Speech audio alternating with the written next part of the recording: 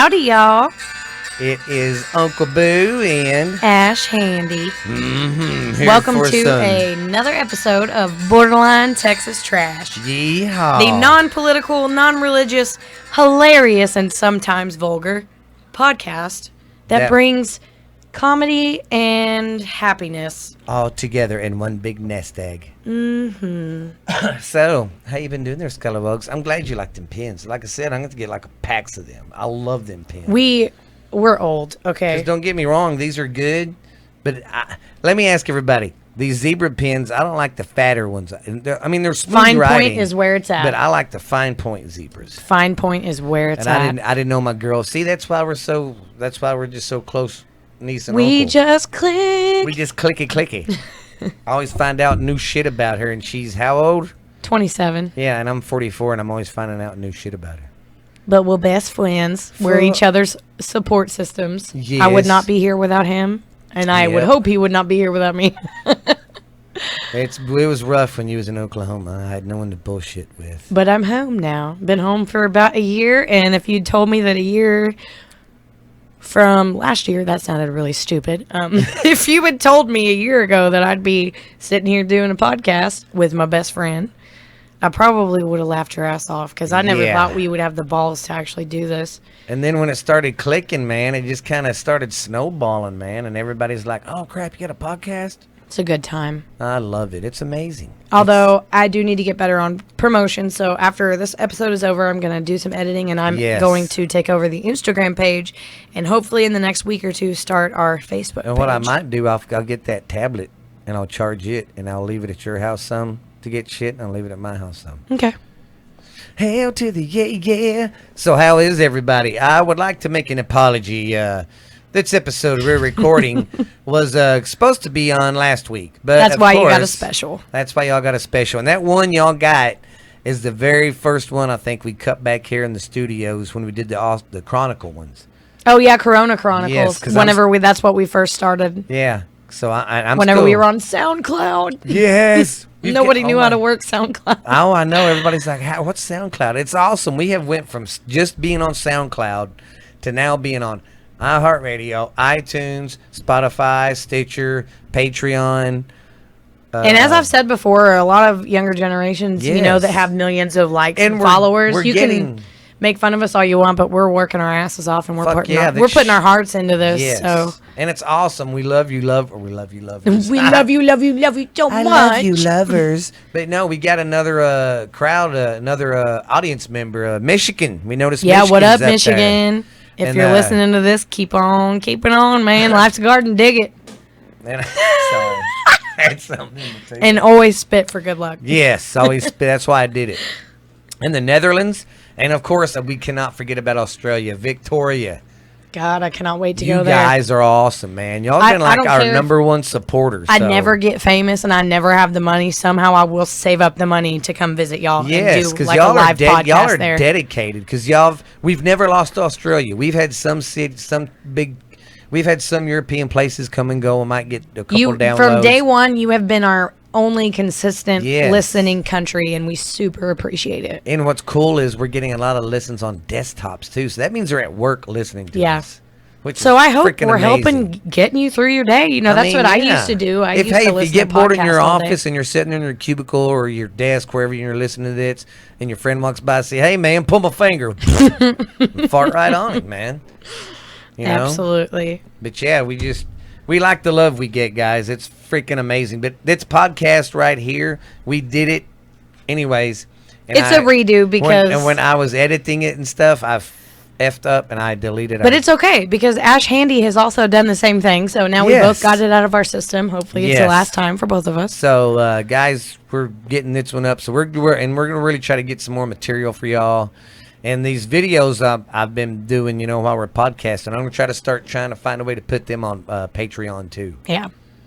But we're gonna keep going with the format we like. We're gonna keep covering gangsters for as long as we can. So and today, he's got a few episodes left of his. Yeah, I gotta finish up Cowboy Charles Mafia. Muscle.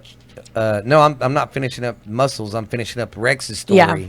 But you're still covering Cowboy Mafia for this episode and next episode. And next episode, because I'm going to dig into Charles. Now, towards the end of this story, I'm saying with Damn. Shouldn't have slammed that fucking Red Bull before I came in here. I'm like, me. hello.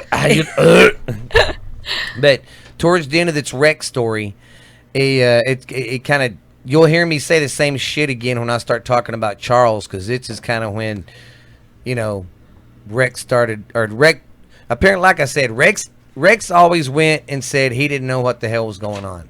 But I look at it this way,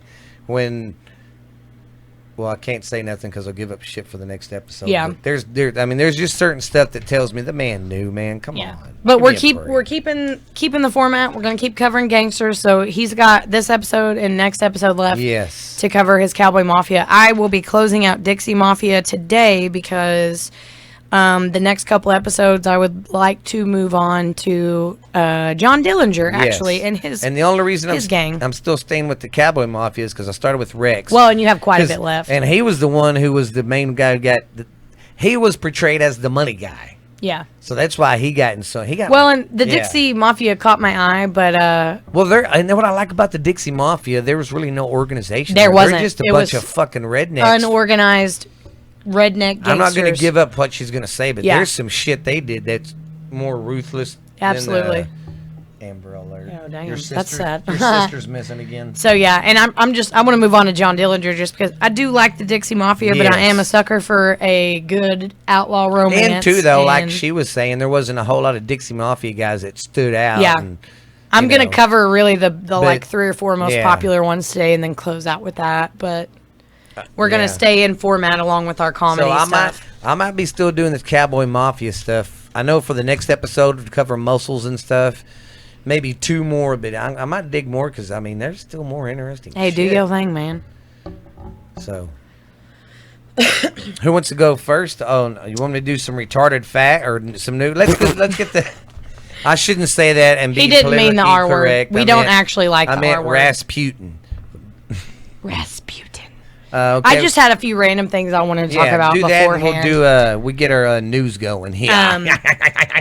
Just wanted to check on everybody. I know that the COVID stuff is popping up again, and no, I don't mean I want to make sure you're wearing your mask. I don't want to make sure, Yeah, shit like that. I really want to check on everybody because I myself, and it's hard for me to talk about this, but I do have a platform to use it, so I'm going to use it because in America, I don't think we cover mental health as much as we should, and right now everybody's suffering. Our town alone has seen more suicides than I've ever seen. Oh God, the suicide rate, they said since this corona Yeah. stuff has went down, and then people in our town are kind of flipping a little bit more because there's a guy from this town who's vacationing in Florida and he is on a respirator and it's not looking good. Yeah, I actually did hear about that.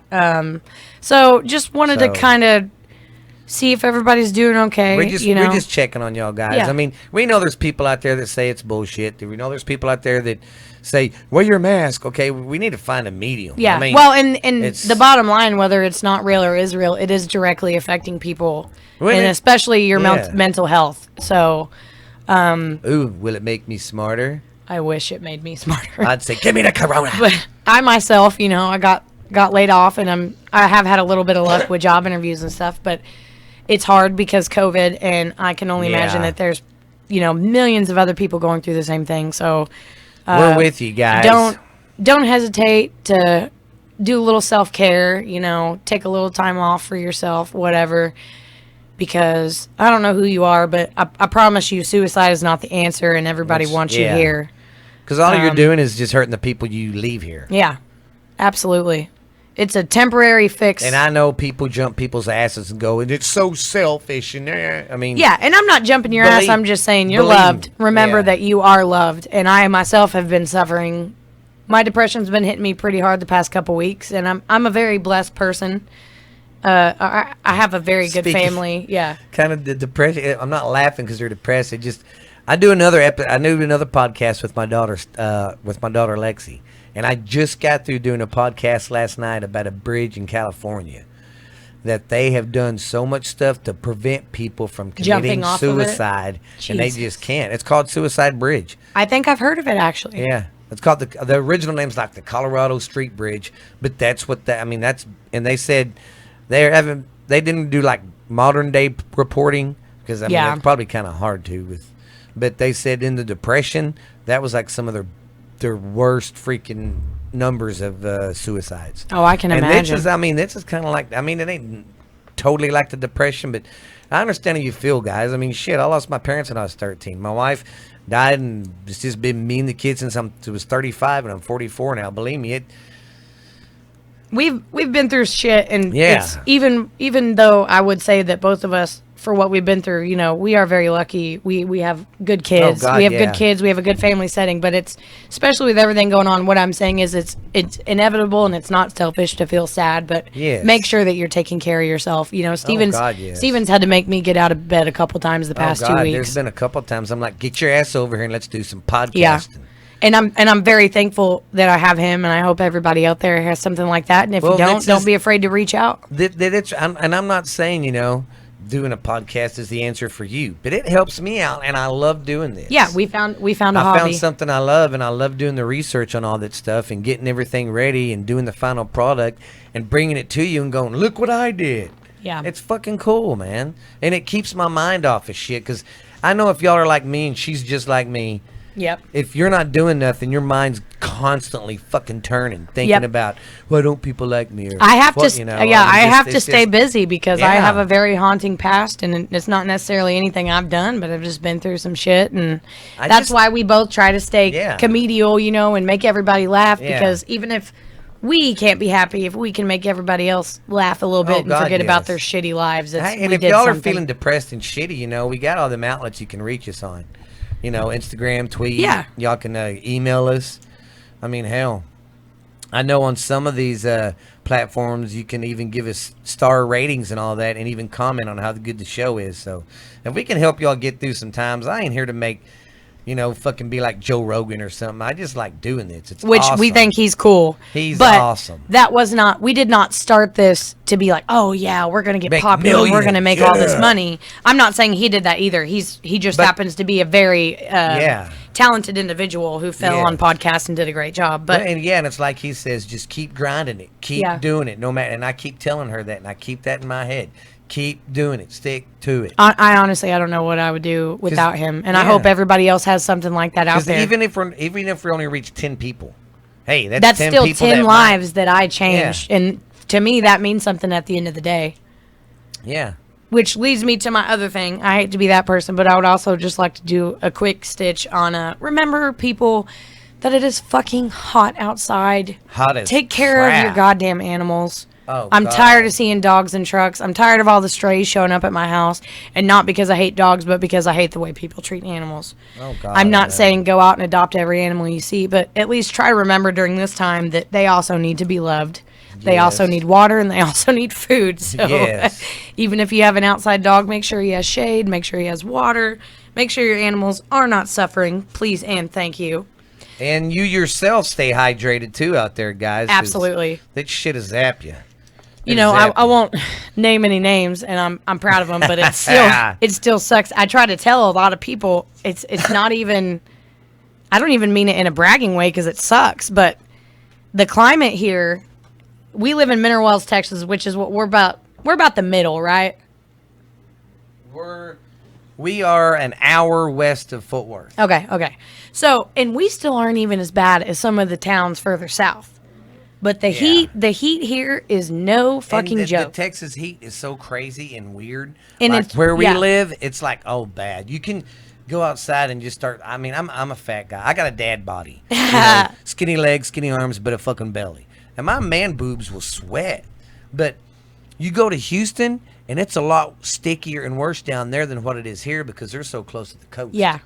Well, and I hate to sound like one of those people, but man, just watch your water intake and everything else, Yeah, drink. Bless your his heart, Gatorade my sweet boyfriend. He has been a hard worker his whole life. It has nothing to do with his work ethic or anything else. He has worked outside, but he has lived in Oklahoma almost his entire life. He started work on Monday, and about 4:00, he damn near had a heat stroke, was puking, had a headache, almost passed out, and I just had to tell him that Texas heat hits a little bit differently than that Oklahoma heat. And I try to tell people, but they never listen until they're here. Okay. So, and then the last thing that I wanted to bring up, which I had not told Steven this either, but You too. Okay.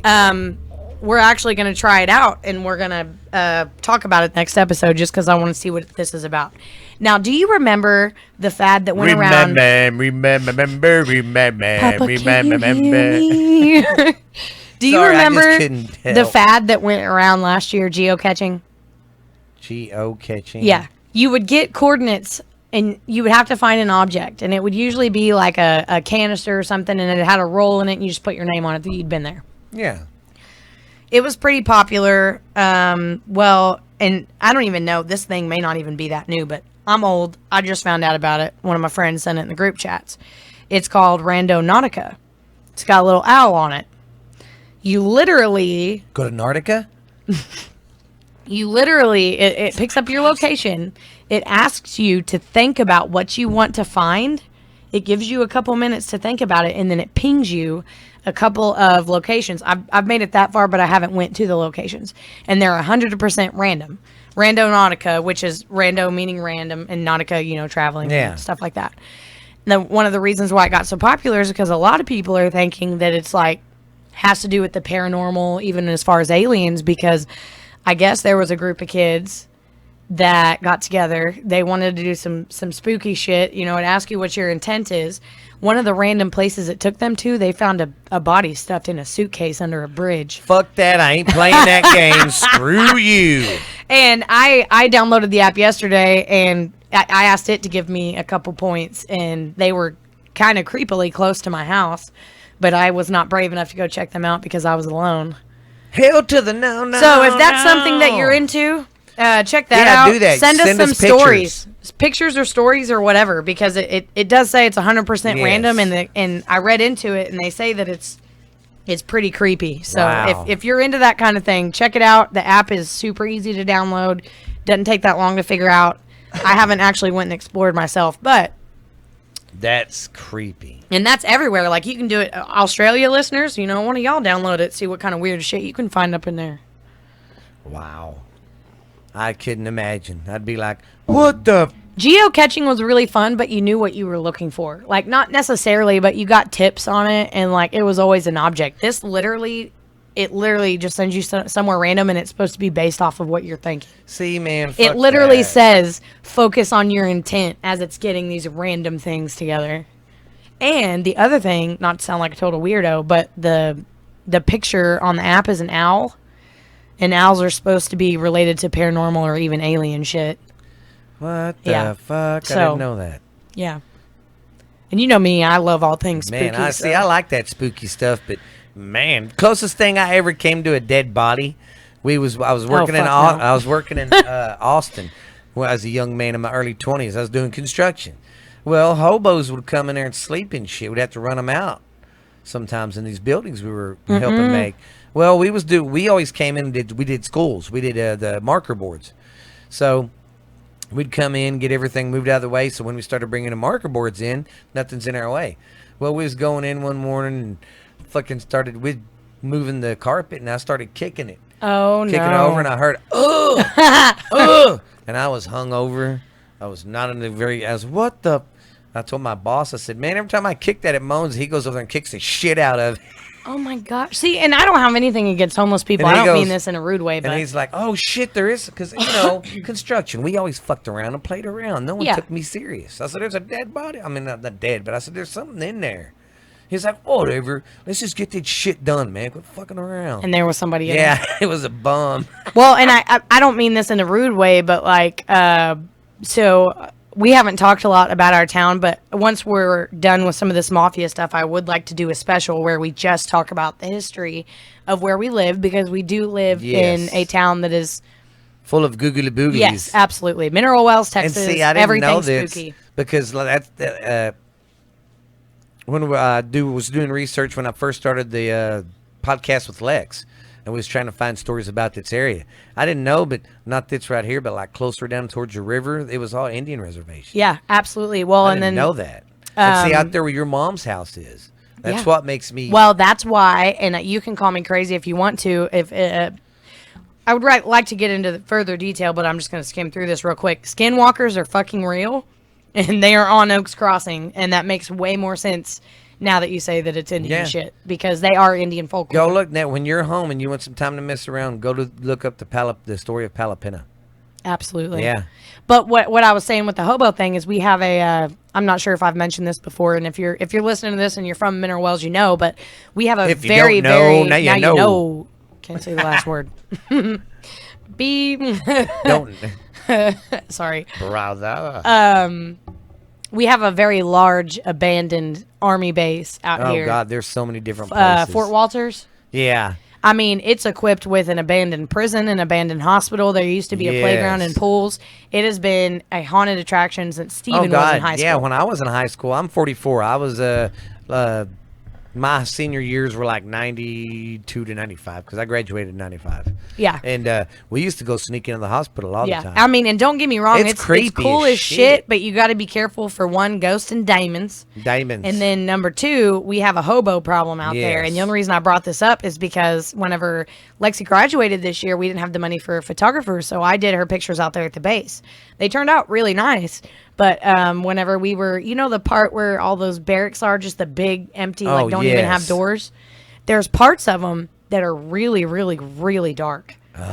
And we were in there trying to take pictures. And at one point, because I heard that homeless people sometimes sleep in there and that they can be kind of violent, some of the ones that Yeah. got out there, I didn't have my piece on me. I'm pro-gun, by the way. I'm sorry if that... Actually, I'm not sorry if that offends you. But I did not have my piece on me. It was in the truck. And I told Lexi, I was like, we got to move to a different location because Yeah. I'm getting a little freaked out. I little was like, it's either spooky. going to be a daemon or a Well, hobo heck, I that's going to be remember grabbing as a me. kid, that was like a big thing for us. We'd ride our bikes out there, and we'd see who had the biggest balls to go in there and start walking around. And then once one guy did it, we'd all do it. But He was braver than me. I never went. Everybody in high school went, and I was Yeah. always the And see, loser by the that time- stayed at home yeah. and watched for parents because I was See, too scared. And me, in high school, I wasn't too scared by the time I got in high school because we'd go out there and just drink and party, you know. But that day I went with my friends. I think it might have been a bum, but who knows? It might have been something. But we heard, There's definitely we was- shit out oh, there. God, because I half don't of it know. got sectioned off, and Yeah, the a guy barracks got bought it. turned into duplexes. Yes, a guy It's bought called it. Country Club. Yeah, And we lived out there whenever my parents were yes, separated. because the houses that are out there, that's what the officers and the you know, the soldiers stayed in with their families. And you talk about haunted as fuck, and then on Yes. top of that, most of our suicides that happen out there at the Country Club. Yeah. And you can't tell me that Crazy. shit ain't paranormal. But we will do a whole special episode where we go over the whole history of the town because we Oh, actually God, yes. I never realized how much we had to talk about. We had some hope everybody had a great 4th of July, by the Oh way. God, man, We had a large fun. we had a large party, and as most of you know, Mineral Wells is most known for the Baker Hotel. Well, we had Yes. some people come in from Oklahoma. Yeah, that's and the the first thing they they said. said to us in the most straightest face I've ever seen. What the fuck is up with the big creepy building in the middle of town? And we just started laughing because that's Yeah. home. Like that's normal to us. Yeah, that's normal here. But I forget people come in and it's like, ooh. Yeah, and it does. And it don't- looks better now than it did a year ago because they're working on it. 'cause They just remember- replaced all the Yeah, windows. because that's what Ashley told him. She said it looks nice compared to what it used to. Yeah. Windows broke They've out. and really cleaned stuff. it up. They just replaced all the windows. And here's something else creepy down there in Erath County around I love that name. Stephenville. When I was doing research on the area trying to find ghost stuff, there was 2 murders down there called the Baker and the something else murder. Basically, Indians went to this house because back then your neighbors were 2-3 miles away. Yeah. Well, the only reason people came to check on the 2 families because they're supposed to meet someone in town. Indians came and fucking killed that family and went over and killed that one. And of course, they couldn't hear what was going on next door Because they were too far away. Yeah. It's just stuff like that that intrigues me and makes Yeah. you think, yeah, there's some crazy Well, and shit. that'll, like we've discussed before too, we've been trying to put a lot more work into this. That way, if anything happens, we can be prepared. So maybe we'll make that our goal next week. We'll do an extra podcast again on Tuesday, and we can make it a Yeah. special and save it for a week that because I do have a vacation to go on in September, but we never know. Like, I know I there's don't know if they're going to because they already canceled the fucking I probably won't get to go. yeah, because but they for canceled sure, the Texas State Fair. yeah. Oh, yeah. They canceled Oklahoma too. They're canceling everything. But it would be a good special to go ahead and have ready on a week Yes. that we, can't drop an episode or something. So that's a good Yes. idea. I'll write it down. Oh God, yes. Heck yeah. But all right, moving on. Oh yes. Well, since this news, we talk so much, we'll save the other shit for afterwards. So I'll let you go ahead and talk about Yo Rex. Since the news is like kind of old. Do y'all remember cups, people. A couple of weeks ago, when it was just all that sandstorm blew in. Oh God! It came from like I almost died. Africa, I think. Well, if you watch the diagram, it swooped down and it came through the Gulf and went sucked right up and went right back out through New York. I discussed this last week, but it got deleted on accident. Yeah. I had just got over bronchitis whenever that shit came through, so I was still sick for like another week. Because of that crap. Sucked. It was crazy because it stayed hazy and it looked like the end of the world. And I even told her, freaked me I said out. it reminds me of an old dust storm. Yeah. And sure enough, it was. Because 2020 has been ridiculous. I never thought I would see as much shit as I'm ready for this year to be over with. We're going to have the biggest New Year's party I haven't seen it be this fucking crazy. It wasn't even this crazy in 2000 when people were scared of a Y2J. Or Y2K whenever they thought all the computers were going to blow up? Yes. Oh, my God. But here's another crazy guy. This guy was at the Bass Pro Shop in Louisiana, and he told his buddies, he said, hey, if y'all put a post on Facebook and take a picture of that, and if I get 2,000 likes before we leave, I'll jump in that sumbitch. Motherfucker got 2,000 likes because people kept sharing it and stuff. They videotaped him going up there, right, in broad daylight. He jumps in it and swims all the way across and gets out, and you see him run, but he got thrown in jail for it. I'm not surprised. Straight to jail. Oh, God. And I wish I could get rescued this way, guys. There's a British woman over in the UK. She was at I don't know if it's necessarily a nudist like beach or topless beach, but she was sunning topless. And there were some people out there swimming. When she noticed they was drowning, she didn't throw a shirt on or nothing. She went out there boobs flinging and everything and saved them. Used them as flotation devices and saved their lives. She grabbed that guy. Put your head right here. I'll save you. How many guys would love to see that? Oh. And then you see some boobs coming your way. Everybody on the beach just starts pretending to drown. Everybody jumping in. Hey, save me! I'm next. You're only in 1 foot of water.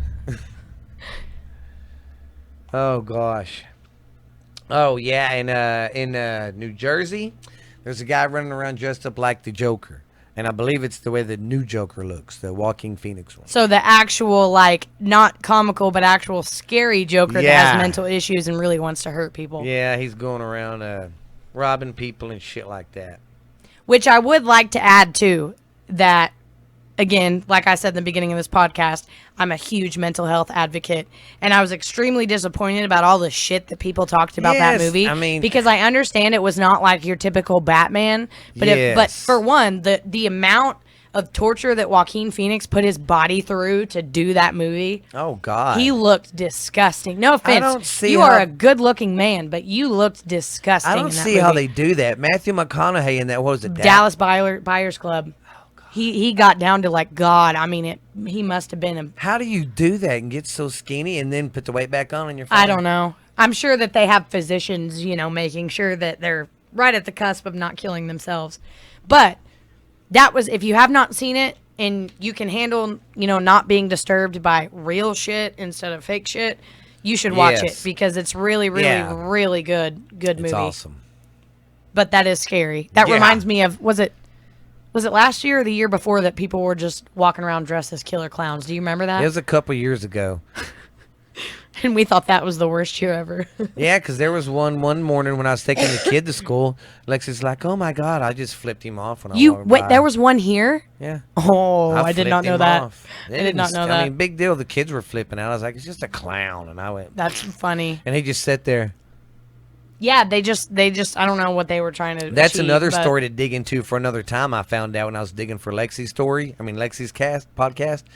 That started in California. Motherfuckers just started, hey, let's dress up like a clown Killer and clowns. fucking scale people.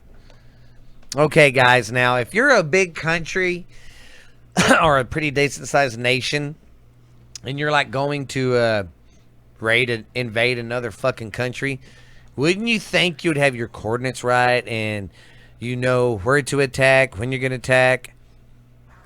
I don't know. I mean, I've never invaded a I country, would. but I would hope that I would have all my ducks in a row before I decided to do so. Poland needs to fucking rethink their military because Poland accidentally invades the Czech Republic in a misunderstanding. What the fuck? Can you imagine running in and then being like, "Oh shit, we're at the wrong place. Sorry, we're gonna leave. I hope this doesn't cause a war." I've heard of cops and SWAT teams busting wrong houses, but an actual country invading the wrong motherfuckers. It's beautiful. It's a beautiful mistake. Crazy.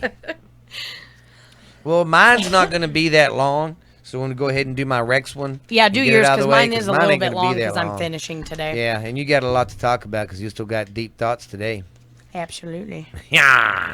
Get up in there. All right, now let me see. Where did we leave off last time? See, I should have been prepared already and looked at this. 1970. Okay, I left off. Okay, we left off when he worked. Charles was working for Rex for about 14 years, and that's when he pretty much got the keys to the empire. He was basically like a guy that he met that started working for him, and then became his son, right? Because he never had kids. Yeah, because Muscles, man, he wasn't that smart, but the man knew his horses, they say. And horses, it don't matter if it's now or 200 years ago. There have always been money in that shit. Oh, God. Well, that's how he got with this guy, I wish I wasn't Rex. scared of him because I definitely would have tried to pursue a career in that. But that's how this guy and, well, of course, we know that's how they met, you know. But, he was working for him, and he finally got the keys to, well, he shagged ass again. You know, Muscles ran off again, and he went to this. Now, when I tell you all this, it's going to come back in the next episode because this isn't really Muscles. I'm kind of finishing up Rex's story, and Muscles kind of ties in. And this the only reason I'm saying this little part because this is where Rex ties in with getting the stuff so they could move the marijuana. And then we'll go back into how long Rex spent in jail and all that. But this will be a brief little, and you're going to hear it again when I talk about Charles on his Goddamn biography. weed snorters. I don't know how much of this I can handle. Okay, I just want to give everybody a picture. I already gave Ashley the mental picture. I was listening to some audio of this while I was doing my research on all this. And the guy who wrote a book or knew the guy or ran with the crew, and the time they was bringing marijuana over from Colombia, they brought 100 tons. People, do you know how much 100 tons is? That is the size of the fucking space shuttle. That's how much weed they brought over in a couple years. And basically, he was single-handedly one of the biggest distributors of marijuana into the United States. Oh, and I believe so. But I believe still to this day, they're still like the biggest marijuana organization ever. But yeah. But, okay, Muscles, shags off again, and he ends up in Georgia. Oh, Georgia. Georgia. It's a good song. He ends up in Georgia. He claims, Muscles claims he went there to break horses. That's what he claims. Whatever, you're going to be breaking off a piece of that MJ. Yeah. Well, he got it. He went to the Hawkins Ranch, and Ray Hawkins, was the guy who owned it. And Ray Hawkins was a long-haired hippie kind of cowboy guy. Well, the only reason I say that is because some of the people he had there, and I'm not going to really give their names right now, but the FBI in Georgia was watching apparently Hawkins and these guys. So when Rex Muscles went there, he went there in one of Rex's vehicles. So when they traced everything back, it went back to Rex, to his trailer shop. Because he was driving his shit going to Georgia to do things that he was illegal. So in 1976 is when the government really started watching Rex.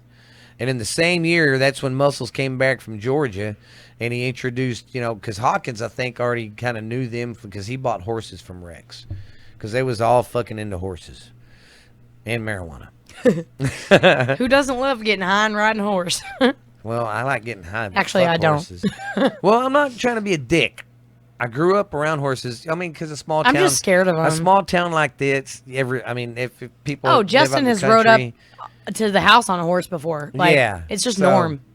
And I always had friends, yeah, let's go riding. And it never would fucking fail. Oh, this one's the nicest one. It turned out This to be is a the little nicest horse on the dickhead. planet. Yeah, so that's why I'm not real big on them. I mean, they're cool, but nah. But when Muscles comes back from Georgia, he tells Rex he's interested in buying a shrimp boat. And Rex is like, okay. Well, Rex calls his people down there on the coast, and basically they get their first boat with and they call it the Monkey. And their organization grew bigger after that. And still, though, Rex claims he do none of this. He just thought he wanted to get in the shrimp boat. He didn't know he was going to haul marijuana. And but it all came to a head in 1978. 26 members got busted unloading a shit ton of marijuana down there on Port Aransas. Busted. Yes, 26 members. 26 members were convicted. And listen to this shit. Muscles got acquitted. So they got everybody. Yeah. They'd been watching them for a long time then. Yeah. Because it started, like I said, they was watching in Georgia. And when Muscles went there, and then, of course, Muscles started... Because here's how their industry was so successful. Number one, that guy had a fuck ton of money, but it had a lot of property. So they could unload all that weed down there in the 70s, and there wasn't much restrictions, and there wasn't much patrol. Oh yeah, I don't know if you guys have ever seen the movie Blow, but like, yeah, it was literally literally unloading easy. these strip boats full of Yeah. marijuana right there on the fucking docks of Port Yeah, Port well, they used to do it at Port the Aransas. airport before they really started being Yes. serious about TSA. It used to be really easy to smuggle drugs in this country. Yes, and then they'd go from there, and Rex had all these different horse places, and so did these guys, and that's how they trafficked all the And drugs. that's an excellent You know cover-up what they as well. did? They'd put a lot of the marijuana in horse. You know how the big old long necks have like 4 sections to stick horses in? They'd put horses in like the back compartments and have weed Hell to yeah. kind of camouflage. But yeah, and another thing people kind of said, Rex is like, I didn't know. Well, you have all these fucking barns, and you didn't know this man was having that much marijuana on your property. I do have to say though, I mean, he was a rich He old did- man. yeah, he knew and what he was did going have on. a soft spot for Muscles. But there's Yeah. no way he didn't know a guy. but I also love the fact that this old guy is like, don't know nothing. Yes, I don't know what happened, but I have no idea. Yes, but I mean, he does have he does Because he have- could have sung like a bird, Yeah, and made everybody else go down, and Yes. totally made him look like the innocent And he old has man. an actual reason, that I was rich. I didn't need to do the hot Yeah. marijuana shit. But, yeah, they got convicted in the 1979. They got convicted. And in August of 81, that's when Rex was indicted. They got him on the RICO Act. And if you don't know what the RICO Act is, it has to do... The RICO Act came in effect in the early 1970s. I'm and it's Googling it. basically... Because I know what it it- is, but I forgot. basically was used for organized crime. It was used for the mob at first, but then when they started noticing they could use it for organized crime, if you're yes, It was passed in 1970, and I just want to tell everybody what it stands for. The Racketeer Influenced Yes. and Corrupt Organizations Act. It was a federal law designed to combat organized crime. yes, It allows prosecution and civil penalties for racketeering activity performed as part of an ongoing criminal yes, enterprise. because how they got and how Rex didn't. Rex tried the old fucking mob shit. act they fucked used everybody, to. I remember. Yes, because back in the day, the big mobsters, when this guy would squeal, I didn't fucking tell him Isn't to that what do got that. the guy from Blow, too? Was Yeah. the RICO Act? Yeah, Because that was based on a true story. We're really big Yeah. into this kind of stuff, in case you haven't noticed. But yeah. Johnny Depp did an excellent job playing him. And you know that guy, that Mexican guy in that movie, that Carlos guy that he showed, and then Carlos turned on him. Well, when they went and got him, and he got put in jail for hauling cocaine. Well, when they went after Noriega in Colombia or Panama City, wherever he was. he goes, I got a lot of shit on him. Them motherfuckers took his testimony, took him out of prison, and he's never been seen since. Must be nice. Our fucked up government right Yeah. there. But anyways, Rex was indicted and all that in 1981, and then in 1982 he was convicted in January with 10 counts of racketeering. So how many years would that be? I Like don't a know lot? how this old motherfucker did it, but he went in and he got out in 87. Nice. But he still got to keep a lot of his shit. But he, like last week. I'm sure he had it also set up just in case something happened. He had banks. he had money. He was worth a lot of money. Well, of course, he didn't get nothing from the banks back because they said he used that for laundering the marijuana money. But he lost his stores. But somehow his wife and his husband, his wife, his wife and his husband, his wife and his son, was able to buy a bunch of his stuff back. So he didn't lose a whole lot. He died in 2003. Good. He got out in 87. But I wonder how he served such a short term. Because it was funny. He was such good buddies with the Rangers. He became a Texas Ranger. And he got put on the AT. Yeah, he was a big fucking public figure. And they said he threw big old parties in Denton. I mean, yeah. Well, and Stephen and I have a theory, too. So my stepdad works for a fairly new oil field company. And he bought...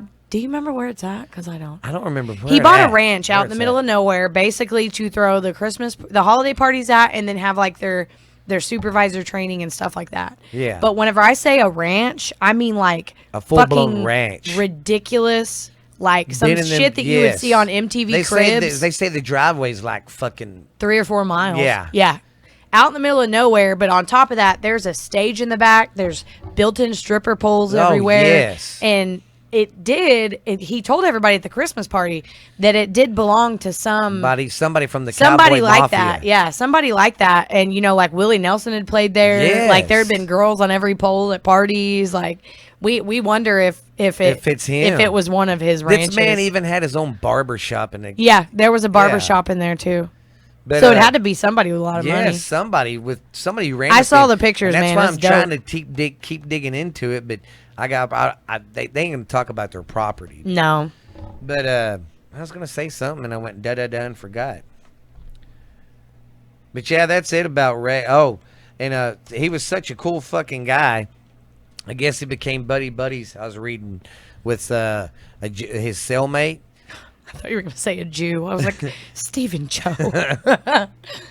He had private jets waiting for them at the local airport, whichever prison they was at, for them when they got out too. And that guy's the one who came out and wrote a book about Rex. I'd be lucky to have a welcome party if I ever went to jail. Can you believe he I'd probably have to beg, aside from you, I'd probably have to beg somebody to pick me up. His cellmate, I mean, could you imagine you're in prison and your cellmate's a rich fucking motherfucker? And he likes you so much that he's like, hey. Yeah, I got you. You get out of prison, I got you. Yes.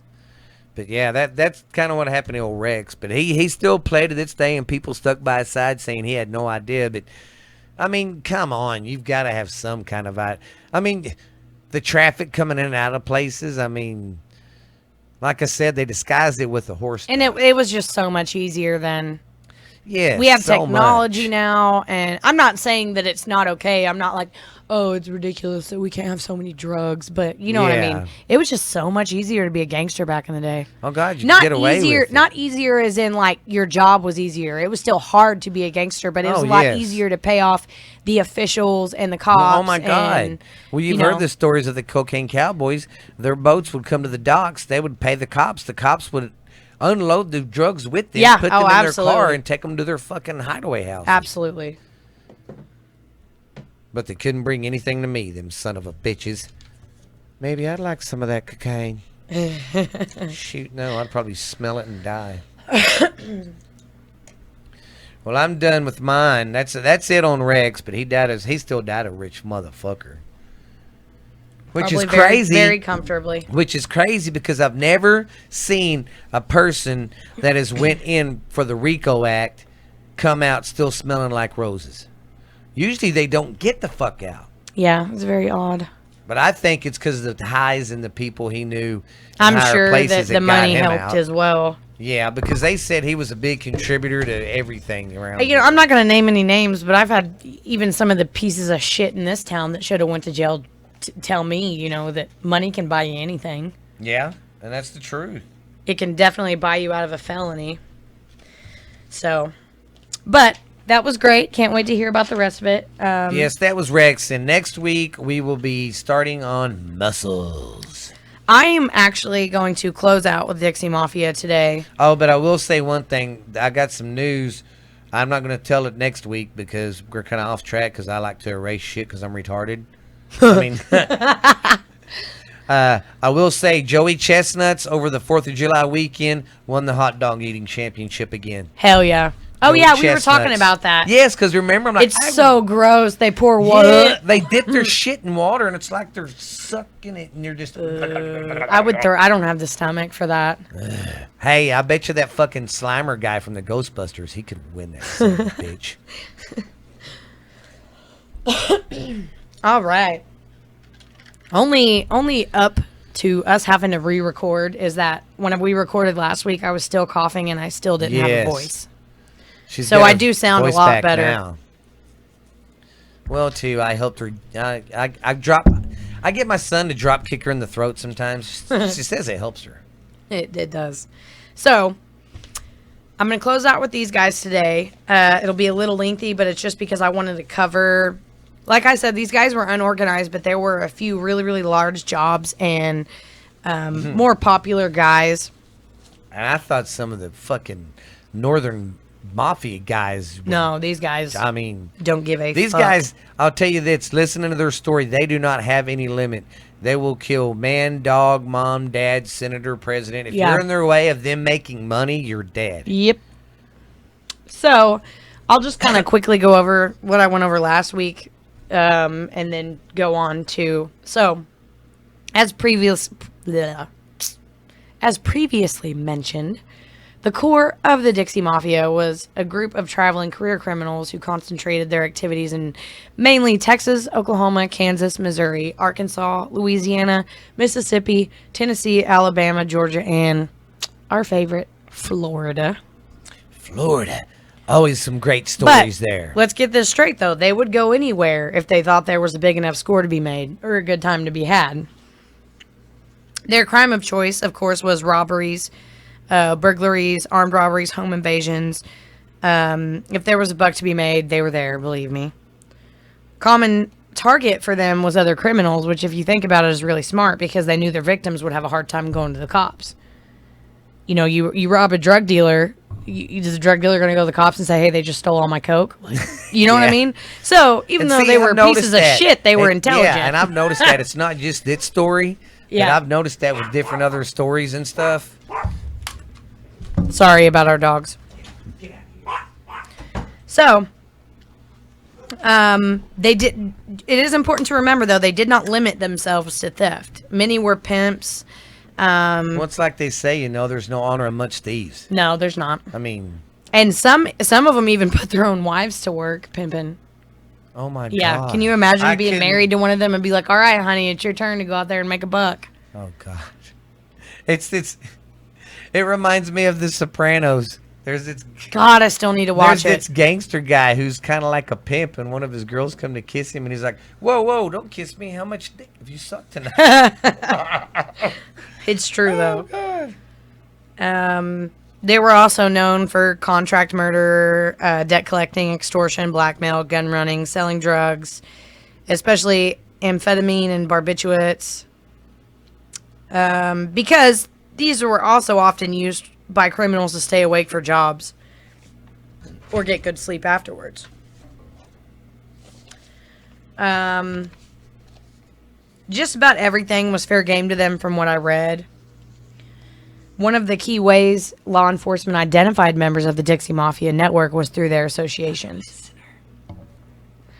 And it wasn't just people they were arrested with or did time with that told the tale. In any particular town, the traveling criminals would always hang out at the same bars, eat at the same cafes, stay at the same hotels and motels. The pattern repeated itself all across the South, you know, with the states that I had previously mentioned. And in every town of any size, there was a local crime boss. As everybody knows, that's just how the story goes. Sometimes more than one. He usually had a legitimate business. It could be anything. And some degree of a political influence. He was also the guy who knew what was what and where the bodies were buried. So if you wanted to get down a bet, oh my God, find some companionship, get a place to lay low for a while, or get help with a big burglary or armed robbery, he could do it, or knew who could for a price.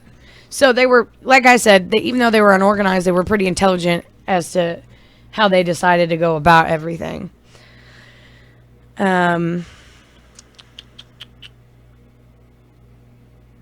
The traveling criminals are the ones that got most of the press, like the ones I'm going to talk about today. But it is important to remember that the Dixie Mafia could not have functioned without the local connections that God damn it. Facilities, right? No, facilitated, I'm sorry. Oh. Their Sorry. activities. I was guessing. So, basically, it's just saying, I'm going to go over these celebrities, but keep in mind that they also would not have been here if it wouldn't have been for all the local guys, your local criminals in all the towns as well. Another interesting thing is that even though these guys were all over the place, a lot of them ended up at Louisiana State Penitentiary. Huh. It was home to a lot of the Dixie Mafia members. Most have life sentences without any chance of parole there. Oh, my God. Some members have served a lengthy prison sentence and have been released from prison. So my first Dixie Mafia celebrity that I'm going to go over today is Jeffrey Carter, who was in the Louisiana State Penitentiary. He was a Dixie Mafia member who is suspected of numerous murders around the United States and Mexico. He served a sentence in the Louisiana State Penitentiary for the death and sexual assault of a New Orleans hooker. Wow. He's been since released from custody and resides in or near Madison County, Florida. Now, I could not find the year on this information, so I'm not 100% sure if he is still alive. I could Google it right now, but I'm not going to. I'm just not going to do it. He's suspected to be the Florida boss of the Dixie Mafia, taking orders only for members behind bars in Louisiana, because that's where a lot of them were. Shortly after his release, federal authorities were involved in an airplane chase over the Gulf of Mexico after authorities spotted a low-flying Piper Cub. I guess that's a kind of plane. It's a Piper Cub. And it was flying at full speed just a few hundred yards offshore. The pilot of the aircraft ignored the federal authorities' attempt to communicate and made a dangerous belly landing yards away from the shore and was seen swimming to shore by authorities using infrared night vision. Despite all the efforts to law enforcement to locate the pilot was never caught. The airplane was later determined to be stolen and there was nothing illegal on board. However, law enforcement authorities believe that the low-flying pilot was indeed Dixie Mafia Jeffrey Carter. So on top of everything else, apparently he could fly a plane. There was never enough evidence to arrest him on this, though. But they have confirmed that in 1981, Jeffrey Carter was befriended by infamous pilot and drug smuggler Barry Seal. Barry Seal. While he was a bartender. Does everybody remember Barry Seal now? I don't. Tom Cruise came out with that movie. He was one of the biggest. What was the movie called? Fuck, I don't remember. Google. I'm Googling. But yeah, see what crazy thing about him is. Isn't it crazy how it's all tied in? He was a fucking pilot for the government at one time. Yeah, that's him. And then, you know what's so crazy? He was reported driving an airplane out of Love Field when JFK got shot. No way. Yes. He worked for the government. He was a badass pilot. And he started working for them, smuggling drugs into the U.S. American made. Tom Cruise played him. Yeah. His story's sad, in 2017. Man. Our government fucked him real good, too. Well, apparently, he befriended Carter while Carter was a bartender at a bar in New Orleans called French Quarter. Seal eventually compelled Carter to relocate to Arkansas and work for him in his new business called Rich Mountain Aviation at the Mena Airport. It is unclear what Jeffrey Carter's work responsibilities were, but it is widely believed that Jeffrey Carter was a protege of Barry Seal and learned his flying skills from Barry Seal. I wonder if that's... Isn't that crazy? In the movie, there's a place like that. The government comes in and gives Barry Seal all these freaking planes and a big old airport and fucking... I wonder if that's it. You need to watch that movie because you'll be going, wait a minute. That's why I'm going, wait. And that's crazy too because, yeah. So on top of everything else, they could never prove it, but apparently he could fly a plane and they think that he learned his stuff from Barry Seal. Oh, shit. And he was the best, man. That's about all I have for Carter. And I know... in the last episode, I covered Billy Sunday Burt. He was another popular one. So now I'm going to touch down on Bill Clubb. Oh, Billy Clubb. Yeah. He was one of the most respected and feared men in the history of the Dixie Mafia. William Mansker Clubb, a.k.a. Bill Clubb, made his home on the Texas side of town around the mid-1960s through the early 1970s. They said he stood at about 6 feet 3 inches, weighing about 260 pounds, and he was an imposing man who favored expensive suits paired with his handmade cowboy boots. He was also said to be unflailingly courteous and soft-spoken unless you crossed him or had something he decided he wanted.